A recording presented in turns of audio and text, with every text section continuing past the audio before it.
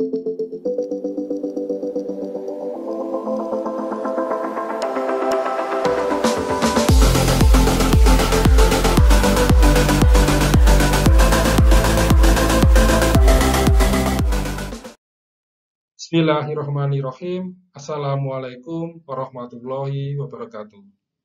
Apa kabar teman-teman semua? Semoga sehat selalu, tetap semangat dalam menuntut ilmu. Pada kesempatan kali ini, kita akan membahas terkait dengan proses manajemen risiko pada bank syariah. Untuk lebih lengkapnya, mari kita bahas satu persatu. Dasar dari penerapan manajemen risiko pada bank syariah adalah Peraturan Otoritas Jasa Keuangan Nomor 65 POJK 03/2016 tentang penerapan manajemen risiko bagi bank umum syariah dan unit usaha syariah. Ini merupakan dasar penerapan manajemen risiko pada bank syariah. Sebelum kita membahas terkait dengan penerapan manajemen risiko pada perbankan syariah, kita harus mengetahui terlebih dahulu terkait dengan perbedaan bank umum syariah dengan unit usaha syariah. Bank umum syariah merupakan bank syariah yang melaksanakan kegiatan jasa melalui lalu lintas pembayaran. Sedangkan unit usaha syariah merupakan unit kerja dari kantor pusat bank umum konvensional yang berfungsi sebagai kantor induk dari kantor atau unit yang melaksanakan kegiatan berdasarkan prinsip syariah. Ini merupakan perbedaan secara mendasar terkait dengan BUS dan OUS atau Bank Umum Syariah dan unit usaha syariah. Perbedaan lain terkait dengan Bank Umum Syariah dan unit usaha syariah adalah penerapan manajemen risiko pada Bank Umum Syariah dilakukan secara individu maupun konsolidasi dengan perusahaan anak. Sedangkan yang kedua terkait dengan penerapan manajemen risiko pada unit usaha syariah dilakukan terhadap seluruh kegiatan usaha unit usaha syariah yang merupakan satu kesatuan dengan penerapan manajemen risiko pada bank umum konvensional. Jadi, terkait dengan bank umum syariah, penerapan manajemen risikonya dilakukan secara mandiri atau secara individu. Sedangkan pada unit usaha syariah, penerapan manajemen risiko terkait dengan bank umum konvensional yang menaungi unit usaha syariah. Kebijakan manajemen risiko yang diterapkan pada perbankan syariah yaitu pertama adalah penetapan risiko yang terkait dengan produk dan transaksi perbankan. Jadi bank memiliki beberapa produk, juga melakukan beberapa transaksi. Nah, maka ada beberapa risiko yang menyertai. Unit manajemen risiko atau bagian manajemen risiko akan melakukan identifikasi terkait dengan risiko yang menyertai pada produk dan transaksi perbankan. Sehingga dengan adanya beberapa risiko yang menyertai, bagian manajemen risiko akan menetapkan risiko yang dihadapi. Itu yang pertama. Kebijakan yang kedua adalah penetapan menggunakan metode pengukuran dan sistem informasi manajemen risiko.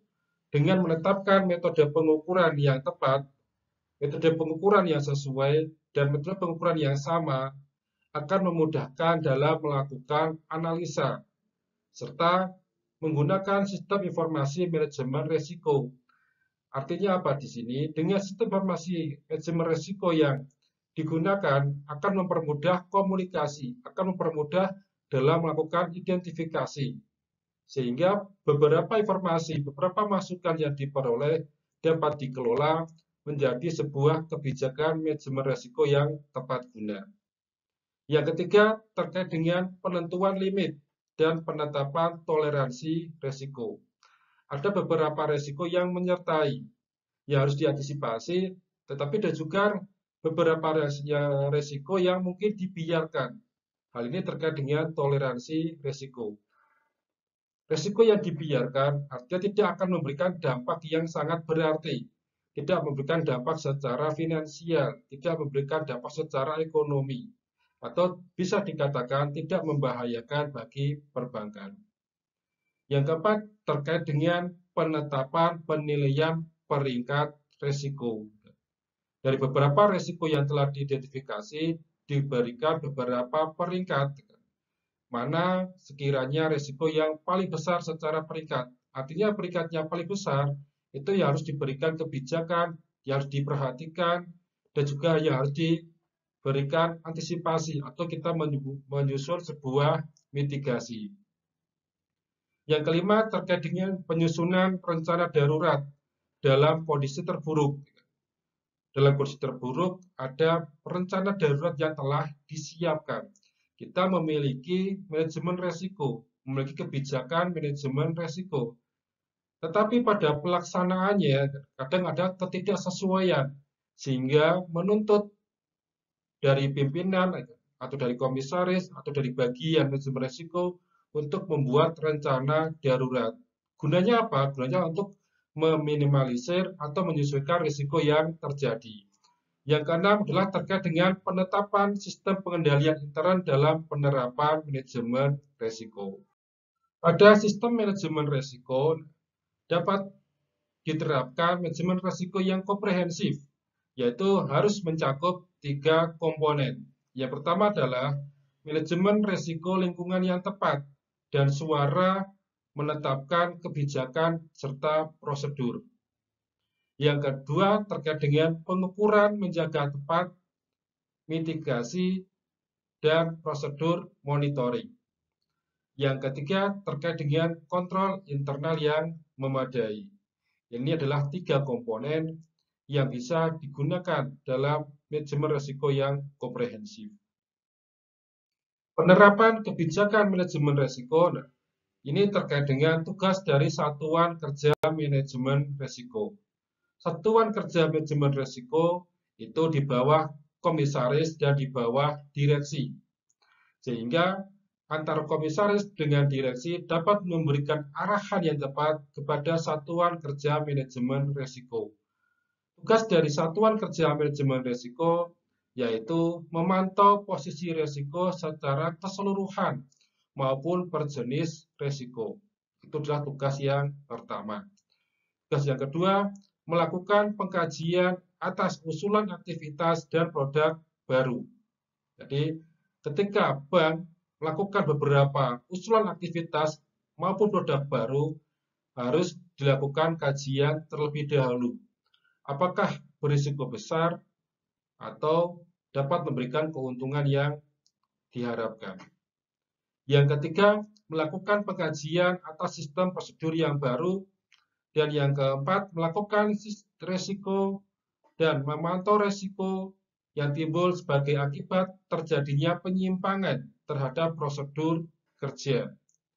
Yang kelima, melakukan analisa sensitivitas terhadap perbuatan faktor risiko. Dan yang keenam, menyusun dan menyampaikan laporan profil risiko kepada direksi dan komite pemantau risiko. Ini adalah tugas dari Satuan Kerja Manajemen Risiko. Dalam tata kelola manajemen risiko, Dewan Komisaris dibantu oleh Komite Pemantau Risiko mengkaji keseluruhan profil risiko, di mana Komite Pemantau Risiko juga melakukan pemantauan terhadap aktivitas komite di tingkat eksekutif. Pada tingkat eksekutif, terdapat Komite Manajemen Risiko yang bertanggung jawab mempelajari profil risiko, juga mengevaluasi metodologi risiko, serta terkait dengan strategi untuk mitigasi.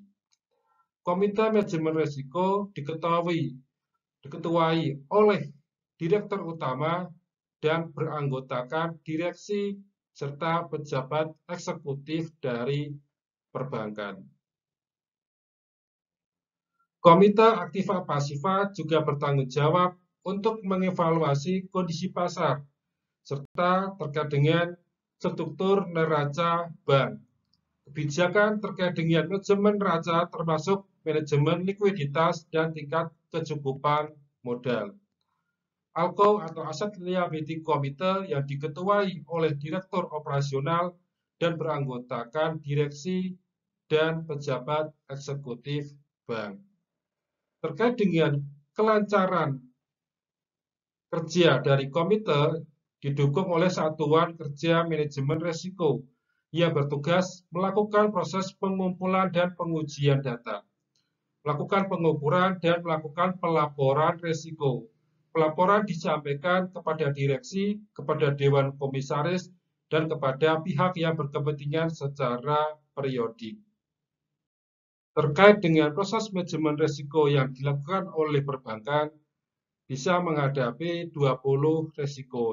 Yang pertama adalah terkait dengan risiko pembiayaan, di mana risiko pembiayaan bisa terjadi ketika perbankan melakukan pembiayaan kepada nasabah atau ada ajuan pembiayaan dari masyarakat.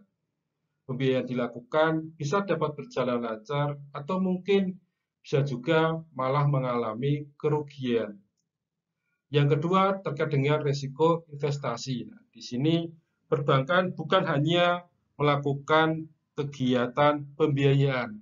Ada 4 jenis kegiatan bisnis bank. Salah satunya adalah terkait dengan kegiatan investasi yang dilakukan oleh perbankan.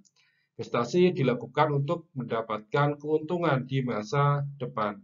Tetapi investasi yang dilakukan belum tentu mendapatkan keuntungan karena ada beberapa risiko yang menyertai. Yang ketiga terkait dengan risiko bisnis. Risiko bisnis sendiri bisa terkait dengan bisnis yang dilakukan oleh perbankan ataupun bisnis yang dilakukan oleh nasabah ketika bank melakukan pembiayaan. Yang keempat terkait dengan risiko tingkat pendapatan. Nah, pendapatan atau tingkat pendapatan yang ditetapkan oleh perbankan atau yang telah disetujui di akhir tahun sebagai target di tahun berikutnya kadang tidak menemui atau kadang tidak mencapai target yang diharapkan terkait dengan pendapatan yang diinginkan. Yang kelima adalah terkait dengan risiko pengambilan uang. Sering ditemui atau sering dijumpai ketika pada hari raya bank sering mengalami kesulitan uang. Karena apa? Karena ada pengambilan uang secara besar-besaran. Atau pada kondisi perekonomian tidak stabil, juga sering terjadi penarikan uang secara besar-besaran oleh masyarakat.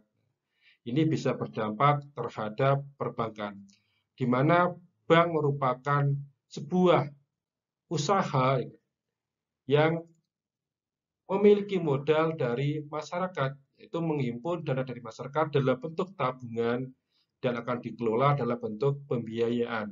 Ketika masyarakat yang menabung mengambil uang secara besar-besaran, maka bisa terjadi pengurangan modal dari perbankan. Yang keenam terkait dengan risiko perbendaraan.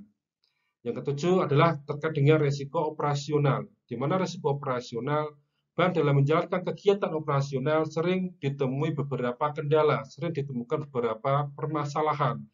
Dan permasalahan yang dihadapi seringkali berbeda antara di satu tempat dengan tempat lain dari bank yang sama. Yang delapan terkait dengan tingkat suku bunga atau risiko tingkat suku bunga. Suku bunga yang ditetapkan bisa jadi berubah. Yang kesembilan terkait dengan risiko pasar dan yang 10 adalah risiko likuiditas.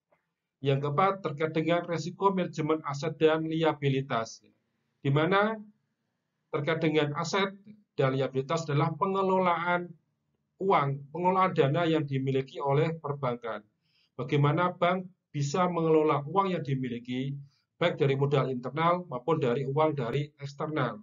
Ketika itu dikelola, bisa disalurkan kepada masyarakat, bisa terjadi keuntungan. Tetapi kalau dana yang dimiliki oleh bank tidak dapat disalurkan kepada masyarakat, bank akan mengalami beberapa permasalahan.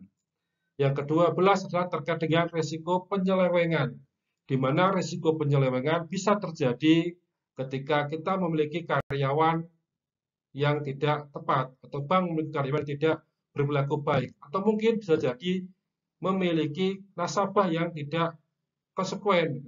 Ketika diberikan pembiayaan, dia tidak amanah. Yang ke-13 terkait dengan risiko transparansi. Juga terkait dengan risiko syariah Islam, terkait dengan risiko hukum, terkait dengan risiko strategis, terkait dengan risiko reputasi, risiko nilai tukar, risiko kepatuhan, dan profil risiko. Alhamdulillah, kita telah mempelajari terkait dengan penerapan manajemen risiko pada perbankan syariah. Mudah-mudahan apa yang kita pelajari pada kesempatan kali ini dapat memberikan manfaat di masa depan, serta kita dapat mendapatkan masa depan yang lebih baik. Terima kasih. Wassalamualaikum warahmatullahi wabarakatuh.